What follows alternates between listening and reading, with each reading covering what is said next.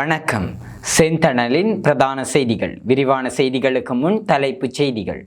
சாவகச்சேரி நகர சபையின் புதிய உபதவிசாளரை தெரிவு செய்வதற்கான கூட்டம். பேராசிரியர் ரகுராம் மீதான அவதூறு கூற்றுக்களை அகற்ற வேண்டும், நீதிமன்றம் அதிரடி உத்தரவு. யாழில் ராணுவ மரக்கறிகளை விற்பனை செய்வது நிரூபணம், பாதுகாப்பு பிரதியமைச்சரின் பொய் அம்பலம்.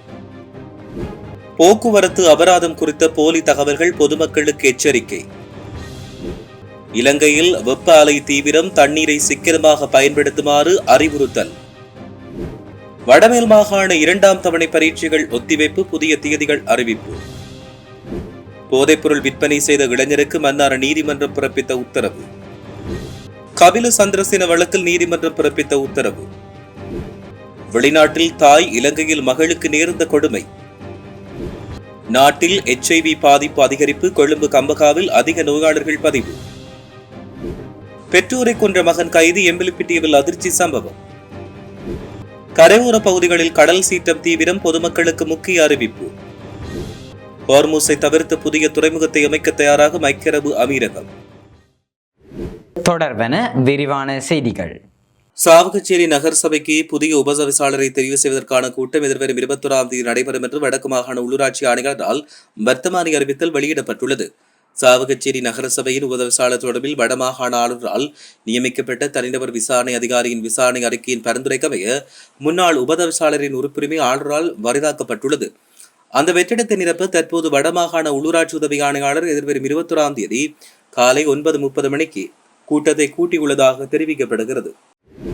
யாழ்ப்பாண பல்கலைக்கழக ஊடக கற்கைகள் துறை பேராசிரியர் சிவசுப்பிரமணியம் ரகுராம் தொடர்பாக சமூக வலைதளங்களில் அவதூறுகளை பரப்பியோரின் பதிவுகளை அகற்றுவதுடன் பேராசிரியர் ரகுராம் தொடர்பில் எந்த அவதூறு பதிவுகளையும் செய்யக்கூடாது என இடைக்கால கட்டளை ஒன்றை பருத்தித்துறை நீதவான் நீதிமன்றம் பிறப்பித்துள்ளது.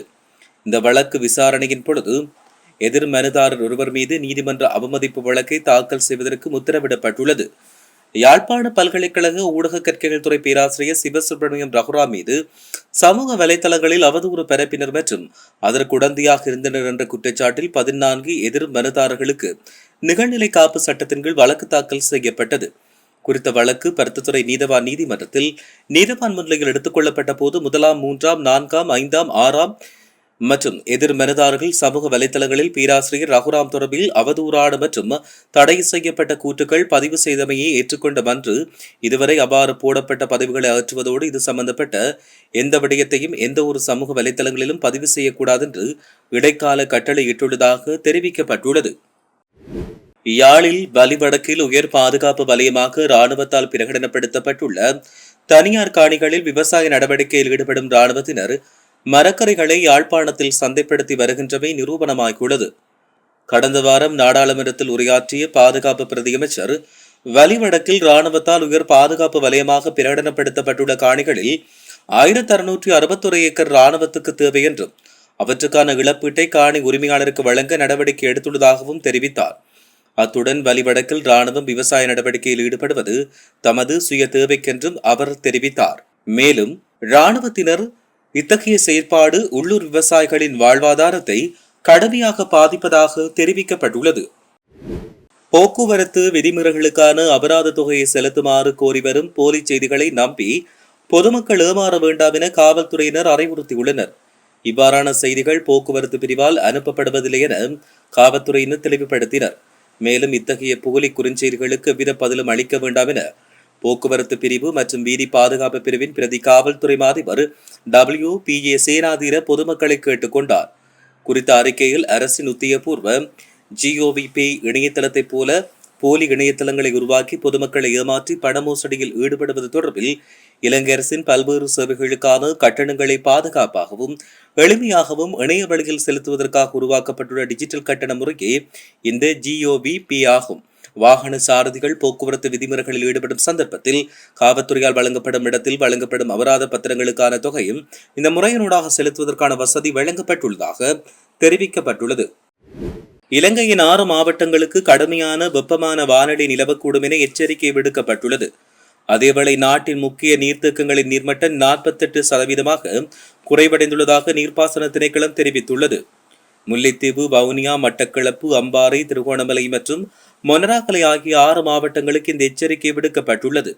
இந்த மாவட்டங்களின் சில பகுதிகளில் பகல் வேளையில் வெப்ப குறியீடு மனித உடலால் உணரப்படும் வெப்பநிலை கவனம் செலுத்த வேண்டிய மட்டத்திற்கு அதிகரிக்கக்கூடும் என்று தெரிவிக்கப்பட்டுள்ளது.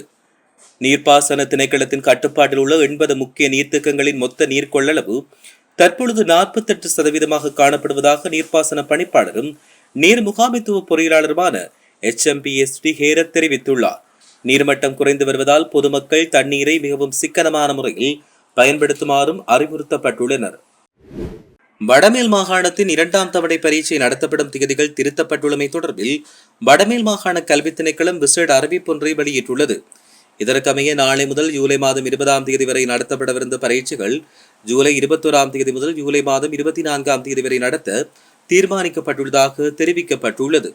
எவ்வாறாயினும் திட்டமிட்டபடி பரீட்சை நடவடிக்கைகளை நாளை முதல் 20ஆம் தேதி வரை நடத்த முடியாத சூழ்நிலை ஏற்பட்டுள்ளதால் வடமேல் மாகாண பிரதான அமைச்சின் செயலாளர் மற்றும் வடமேல் மாகாண பிரதான செயலாளர் ஆகியோரின் தீர்மானத்துக்கமைய பரீட்சையின் 4 நாட்களை ஒத்திவைக்க நடவடிக்கை எடுக்கப்பட்டுள்ளது. குறித்த 4 நாட்களுக்கான திருத்தப்பட்ட கால அட்டவணை இன்றைய தினம் வழங்கப்பட்டுள்ளதாக தெரிவிக்கப்படுகிறது. 5 கிராமுக்கும் அதிகமாக ஐஸ் போதைப் பொருளை தம்பசம் வைத்திருந்த விற்பனை செய்த குற்றச்சாட்டில் கைது செய்யப்பட்ட நபர் ஒருவருக்கு மன்னார் மேல் நீதிமன்றம் ஆயுள் தண்டனை விதித்து தீர்ப்பளித்துள்ளது. இந்த வழக்கு கடந்த 1ஆம் தேதி விசாரணைக்கு எடுத்துக் கொள்ளப்பட்ட போது இவ்வாறு உத்தரவு பிறப்பிக்கப்பட்டுள்ளது. இந்த வழக்கில் அனைத்து பரிமாணங்களையும் சமர்ப்பிக்கப்பட்ட சான்றுகளையும் மிக ஆழமாக ஆராய்ந்த மன்னார் மேல் நீதிமன்ற நீதிபதி குற்றச்சாட்டுகள் அனைத்தும் நியாயமான முறையில் நிரூபிக்கப்பட்டுள்ளதை உறுதி செய்திருந்தார். மேலும் கடந்த 2023ஆம் ஆண்டு மார்ச் 14ஆம் தேதி 5 கிராமுக்கும் அதிகமான ஐஸ் போதைப் பொருளை தம்பசம் வைத்திருந்த குற்றச்சாட்டில் அதை விற்பனை செய்த குற்றச்சாட்டில் கைது செய்யப்பட்ட நபர் வத்தளை பகுதியைச் சேர்ந்தவர் என்று அடையாளம் காணப்பட்டுள்ளார். கொழும்பு பிரதான நீதிபதி அசங்கேஸ் போதரகம ஏர்பஸ் ஒப்பந்தம் தொடர்பான விசாரணை வழக்கை அக்டோபர் 13ஆம் தேதி ஒத்திவைக்குமாறு உத்தரவிட்டார்.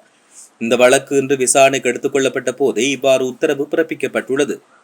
விசாரணையின் முன்னேற்றம் தொடர்பில் அறிக்கை ஒன்று வரும் நாட்களில் நீதிமன்றத்தில் சமர்ப்பிக்கப்படும் என்றும் லஞ்ச ஆணைக்குழு நீதிமன்றத்தில் தெரிவித்துள்ளது.